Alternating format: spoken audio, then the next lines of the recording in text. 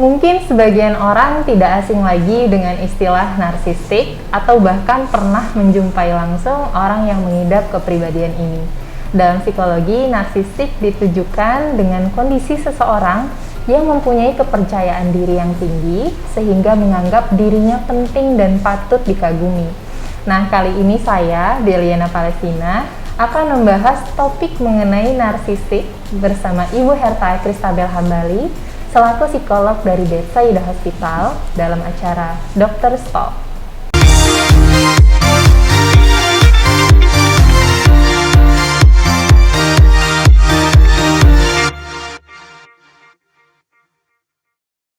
Selamat pagi sahabat Betsaida dan selamat pagi juga Ibu Herta. Gimana kabarnya hari ini, Bu? Selamat pagi Bella, kabar baik. Kamu apa kabar? Sehat juga. Hari ini kita ngebahas soal narsistik. Kalau narsistik itu kan mungkin identik dengan kayak kalau misalnya kita lihat orang selfie mulu gitu ya. Rajin banget upload foto dirinya sendiri gitu ya. Apakah itu yang dinamakan narsistik atau sebenarnya ada penjelasan lain dari narsistik, Bu? Oke, kalau kita ngomongin narsistik, seru nih, ada cerita mitologinya. Oh ada, sebelumnya ada ceritanya ya? Ada ceritanya. Jadi, kalau ngomongin cerita mitologi, ada yang seseorang namanya Narsisius. Diramalkan tidak akan hidup lama jika ia melihat gambaran dirinya sendiri atau refleksinya. Nah, saat ia remaja, ia diketahui melihat bayangannya pada saat dia jalan-jalan ke hutan dan di air. Dan dia jatuh cinta terhadap dirinya sendiri. Namun versi lainnya, kalau ngomongin mitologi ada versi lainnya. Versi lainnya juga katanya ia itu dikutuk karena sombong dan keangkuhannya. Karena dia merasa dirinya luar biasa, dirinya tampan, dirinya indah. Nah, itu membuat dia sombong sehingga sikapnya ke orang lain itu buruk sehingga ia dikutuk. Nah, dari sinilah sebetulnya diambil kata narsis itu. Pertama kali diambil oleh Freudian ataupun tokoh psikologi bernama Freud untuk menggambarkan sebetulnya ngomongin sifat narsis ini. Sifat narsis ini adalah sebuah karakter di mana perasaan membesarkan dirinya secara berlebihan kalau dirinya adalah sesuatu yang penting sehingga ia kurang empati terhadap orang lain dan keinginan berlebihan untuk dikagumi. Makanya cerita tadi itu menggambarkan sifat narsisistik. Itu tadi awalnya dari siapa tadi? Narsisius ya, Bu? Betul. Ya? Dia jalan terus melihat bayangan dirinya di atas air, terus dia kayak mengagumi dirinya sendiri. Betul. Makanya jadilah namanya narsisistik begitu ya, Bu? Betul. Lalu untuk narsistik sendiri, apakah dia memiliki ciri-ciri tersendiri, Bu?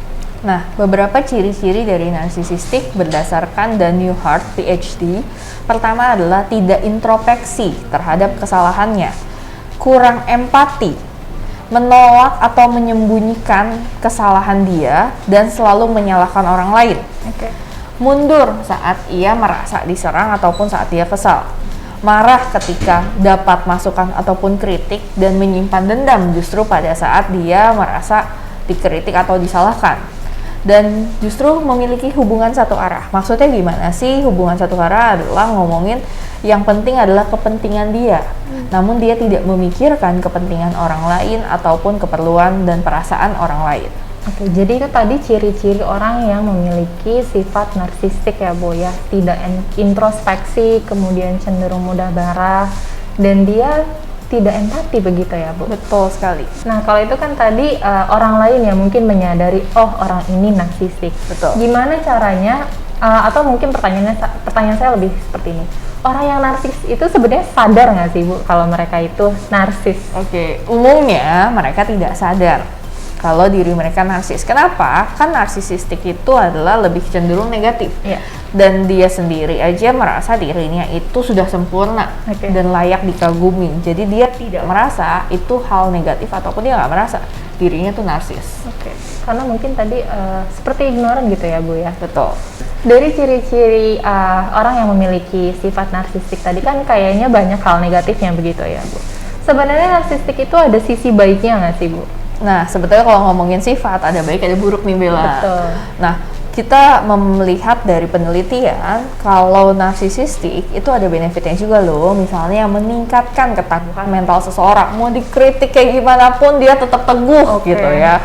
Nah terus apalagi justru dia memiliki pencapaian yang tinggi karena kemampuan dia untuk melewati masalah ataupun kritikan dari orang lain, dan dia merasa dirinya itu berharga dan cenderung asertif, jadi dia tidak pasif tapi ada keaktifan asertif ke orang-orang lain untuk melakukan ini, melakukan itu, sehingga sebetulnya ada baiknya untuk pencapaian dia. Namun kita ngomongin ini kan narsisistik sebagai sifat. Namun kalau udah ngomongin sampai gangguan personality atau gangguan kepribadian itu cenderung negatif. Nanti kita ngomongin mungkin sampai cenderung kepribadian ya. Tadi kan sudah sempat dibahas kalau sifat narsis ini dia memiliki kepercayaan diri yang cukup tinggi begitu bisa dibilang. Kemudian apa sih Bu bedanya narsis dengan percaya diri? Apakah ada bedanya atau sebenarnya sama aja sih? Perlu diketahui narsisistik dan percaya diri adalah sesuatu yang berbeda. Percaya diri menunjukkan ia percaya kepada dirinya tanpa perlu ada validasi ke orang-orang lain, tanpa perlu dikagumi, tanpa harus dipuji terus-menerus, tanpa harus iya kamu udah hebat. Nggak perlu melakukan itu untuk kita percaya terhadap diri kita sendiri. Namun orang yang percaya diri itu masih punya empati, masih mau mendengarkan kritikan, masih mau mendengarkan perasaan orang lain, masih mau menerima masukan. Sehingga kalau ngomongin narsis itu sudah perlunya dikagumi, dan dia tidak mendengarkan semua kritikan yang ada, dan dia selalu merasa dirinya benar. Jadi itu dua hal yang sebenarnya berbeda. Jadi narsis dan percaya diri ini sebenarnya sangat berbeda ya Bu. Betul. Kalau percaya diri dia cukup, ya memang dia percaya diri dengan dirinya sendiri, tapi kalau yang narsistik lebih butuh validasi dari orang lain. Nah, kalau tadi kita bahas kan orang yang punya sifat narsistik ini dia cenderung mencintai dirinya sendiri, kemudian tidak introspeksi dan kurang empati begitu. Katakanlah ya Bu ya, saya punya teman, terus dia punya sifat narsistik ini. Dia kira-kira mudahkah memiliki pasangan atau mungkin agak butuh struggle untuk dia memiliki seorang pasangan? Kalau ditanya mudah nggak sih, tentunya pastinya ada kesulitan. Tapi dengan sifat yang ia miliki, sebetulnya dia bisa loh menunjukkan ketertarikan pada saat kencan.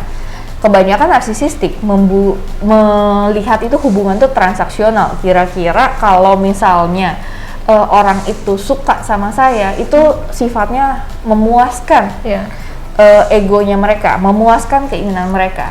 Jadi karena keinginan dikagumi tersebut, sehingga balik lagi nih, justru membuat dirinya sendiri dikagumi, bukan bicara soal empati ataupun perasaan terhadap pasangannya. Biasanya orang dengan sifat narsisistik saat memiliki pasangan menikmati kok kesenangannya, namun biasanya tidak ada komitmen lebih jauh. Dan kebanyakan justru dia itu mudah bosan pada saat kira-kira untuk udah mendapatkan nih kekaguman yang ia mau.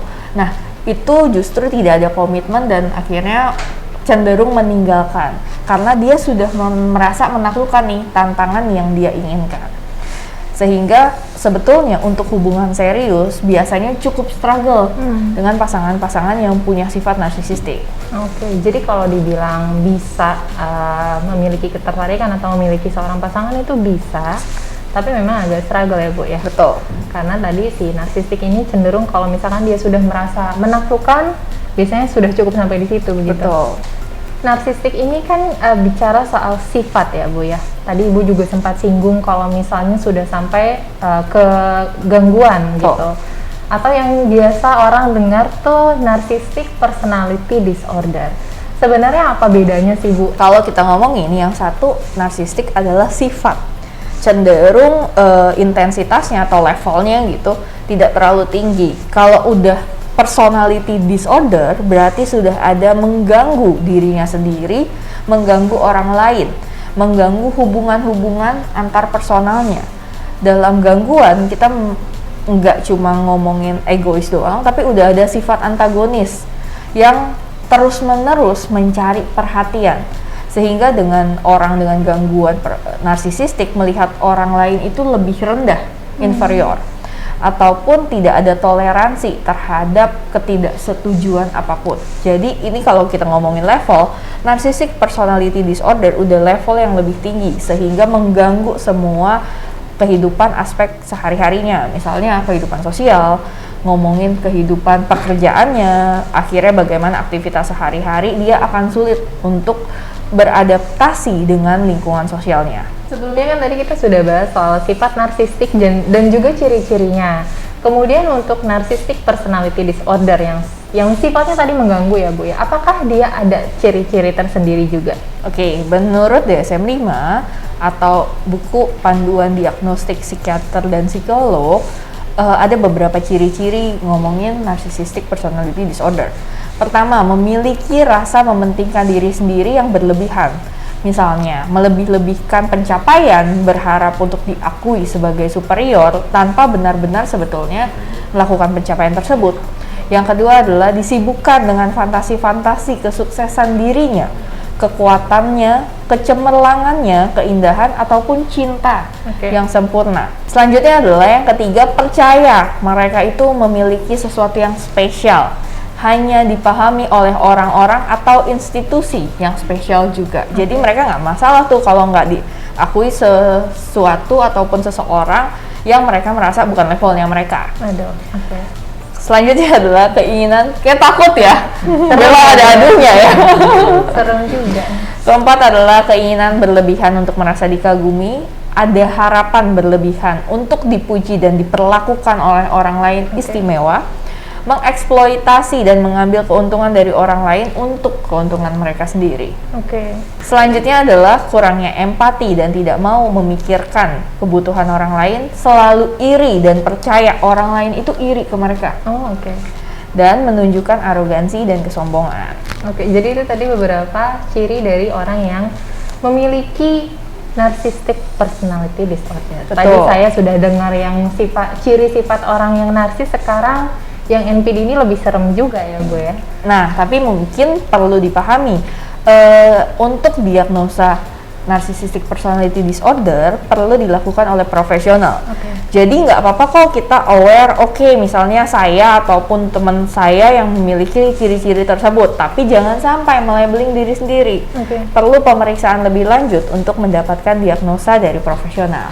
Jadi nggak apa-apa tuh ya Bu ya untuk datang ke profesional untuk mendiagnosa gangguan si NPD tadi. Kalau berbicara soal narcissistic personality disorder, ini sebenarnya gangguan dari lahir kah atau sebenarnya ada hal-hal yang membuat seseorang menjadi narcissistic personality disorder ini Bu?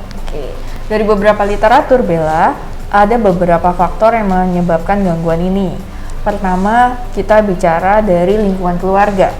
Ada kekaguman berlebihan dari orang tua terhadap anaknya. Namun, menariknya bisa jadi sebaliknya. Orang tua terlalu banyak mengkritisi apa yang dilakukan anak sehingga pada saat dia dewasa, anak itu mencari kompensasi. Mencari, dulu dikritisi terus, sekarang dia mencari kekaguman-kekaguman itu.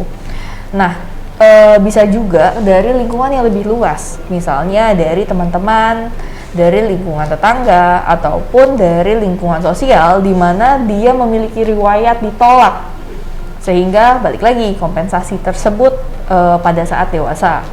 Terus ada juga secara genetik, di mana tentunya ngomongin keturunan. Ada misalnya kecenderungan, ayahnya ini juga narsisistik atau ibunya narsisistik, itu ada. Terus ada juga ngomongin bagaimana sebetulnya mereka berpikir, pola pikir seseorang. Wah, menarik ya Bu ya. Bahkan tadi genetik atau turunan juga bisa ikut mempengaruhi terjadinya narcissistic personality disorder.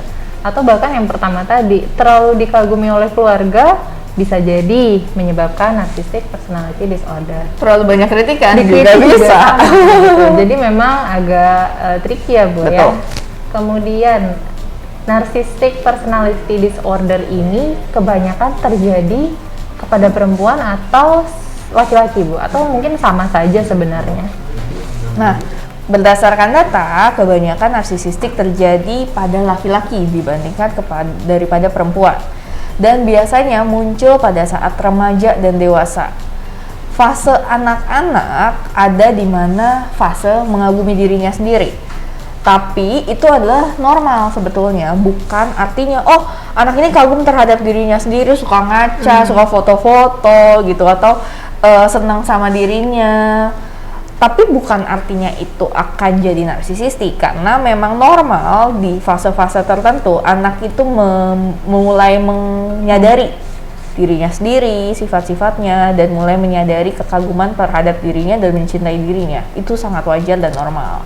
Unik ya Bu ya, jadi ternyata lebih banyak laki-laki ya begitu. Padahal mungkin banyak orang yang taunya narsis ini identik dengan perempuan. Betul. Yang tadi Bu bilang entah suka selfie, suka ngaca gitu. Tapi ternyata banyaknya justru laki-laki. Betul. Karena kalau kita ngomongin perilaku selfie, ini kan menarik nih. Iya. Perilaku selfie apakah artinya narsis? Kita mesti melihat secara lebih luas. Selfie-nya untuk apa? Apakah untuk memang dikagumi, dipuji, dan harus pokoknya dapat pengakuan deh. Itu kan akan berbeda dengan selfie ya karena memang pingin aja gitu. Atau selfie karena pekerjaannya, ada endorsement. Kan sekarang cukup banyak. Jadi kita mesti melihat motifnya apa dan apakah ini mengganggu. Selama ini tidak mengganggu, tidak perlu khawatir gitu. Tidak perlu khawatir kalau oh saya jangan-jangan narsis, enggak. Tapi mungkin kita lihat perilakunya itu memang sesuai dengan situasi saat itu dan tujuan dia saat itu. Jadi intinya orang yang suka selfie atau foto-foto enggak selalu narsis kok. Betul. Tergantung motivasinya apa. Oke, kalau misalnya saya punya teman Bu, terus dia kebetulan punya sifat narsistik atau mungkin bahkan narcissistic personality disorder. Sebenarnya apa sih Bu dampaknya untuk kita atau mungkin untuk mereka sendiri? Buat teman-teman justru yang memiliki teman dengan narsisistik ataupun narcissistic personality disorder justru akan sangat melelahkan buat kita karena biasanya ingin mengontrol dan ingin selalu dikagumi dan tidak mau mendapatkan kritikan dan menyalahkan. Jadi buat kita sendiri yang menjadi temannya itu sangat melelahkan sebetulnya Bella. Oke. Semoga Bella tidak merasakan itu ya. Semoga enggak ya Bu ya, karena memang yang tadi seperti Ibu bilang kayaknya akan sangat melelahkan gitu kalau misalkan kita punya teman yang memiliki sifat narsistik atau mungkin memiliki gangguan NPD tadi. Tapi Bu, kalau misalkan sudah terlanjur begitu katakanlah, gimana sih Bu cara mengatasinya? Nah, kalau sudah terlanjur punya teman, gimana sih caranya? Pertama adalah kamu mesti menerima perasaan kamu, kekesalannya, kesedihannya. It's okay kok buat kasih waktu diri kamu, karena manusiawi gitu loh. Kalau saat kamu kesel, saat kamu sedih, saat kamu marah, karena tadi tuntutan-tuntutan yang dia lakukan terhadap kamu. Yang kedua adalah pahami apa sih yang membuat kamu kesal, sehingga kamu bisa memilih nih. Dan yang ketiga adalah kontrol reaksi kamu. Ingat, kita tidak bisa mengontrol apa yang dilakukan orang lain dan apa yang dilakukan lingkungan kita, sehingga kita mengontrol, kita fokusnya apa sih sebetulnya tujuan kita pribadi. Misalnya, oh kalau di kantor tujuan saya mencari pengalaman dan menyelesaikan pekerjaan saya, fokusnya ke sana. Justru jangan terbawa oleh drama-drama yang dilakukan teman-teman kamu. Itu penting buat kita sehingga kita fokus sama tujuan kita sendiri dan batasi kontaknya jika memungkinkan. Karena ada saat-saat kita fine-fine aja nih ngeladenin teman yang narcissistic personality disorder ataupun yang punya sifat narsis. Nah, tapi mungkin ada saat-saat kita juga kelelahan, kita juga punya masalah. Jadi kapan kita oke dan kapan kita tidak oke, kita perlu tahu batasannya. Gitu sih Bella. Jadi tadi beberapa cara yang bisa dilakukan untuk mengatasi teman-teman atau mungkin orang terdekat yang memiliki sifat narsistik dan gangguan NPD tadi. Yang perlu kita kontrol itu diri kita sendiri ya Bu ya, karena agak susah untuk mengontrol mereka. Lalu kalau ternyata kita sendiri kayaknya ciri-ciri yang tadi kok sama ya kayak saya gitu, apa sih Bu yang harus dilakukan? Nah, ini gunanya konten edukasi ya Bella. Sehingga kita juga bisa refleksi loh, jangan-jangan kita sendiri ada kecenderungan tersebut. Tapi kita mesti paham mengganggu atau tidak. Kalau memang tidak mengganggu, it's okay, nggak apa-apa. Tapi kalau mengganggu, yuk datang ke ahlinya ataupun ke profesional, ke psikolog dan psikiater untuk memahami apa sih yang terjadi di saya. Yang kedua adalah memahami sikap seperti apa yang kita lakukan. Apakah lebih banyak menguntungkan diri kita ataupun merugikan diri kita? Dan kita mesti memahami dari sisi lain, menyadari dan belajar dari perspektif orang lain. Bagaimana perasaan orang lain saat kita melakukan tindakan-tindakan tersebut. Namun, kamu tidak selalu harus melakukan semuanya sendiri. Pergilah ke profesional untuk membantu kamu mengarahkan diri kamu jauh lebih baik. Oke, itu tadi yang pertama, tidak self-diagnose, atau lebih baik pergi ke psikolog atau mungkin ke profesional untuk membantu kamu yang mungkin merasa atau punya ciri-ciri sifat narsistik seperti yang tadi sudah dijelaskan oleh Ibu Herta. Nah, panjang banget ya Bu ya pembahasan kita pagi ini mengenai narsistik dan narcissistic personality disorder. Sebelum kita tutup, apakah ada pesan yang ingin Ibu sampaikan untuk sahabat Betsaida yang pada hari ini sedang menonton tayangan kita? Untuk sahabat Betsaida, narsisistik adalah sebuah sifat yang tentunya kita perlu memahami sejauh apa levelnya di diri kita ataupun di diri orang lain, sehingga kita bisa melihat apakah ini mengganggu ataupun justru memang aktivitas biasa. Jadi kita bisa melihat apakah perlu diperbaiki ataupun perlu dikurangi, atau justru kita perlu ke profesional untuk mendapatkan penanganan lebih lanjut. Nah, demikian tadi ngobrol seru kita bareng Ibu Herta Kristabil Hambali selaku psikolog dari Betsaida Hospital mengenai narsistik. Untuk kalian yang punya pertanyaan seputar dunia psikolog dan kesehatan, bisa tuliskan pertanyaan, saran, dan masukannya melalui kolom komentar ya. Jangan lupa like dan subscribe juga YouTube channel Betsaida Hospital. Salam sehat, Betsaida bersamamu.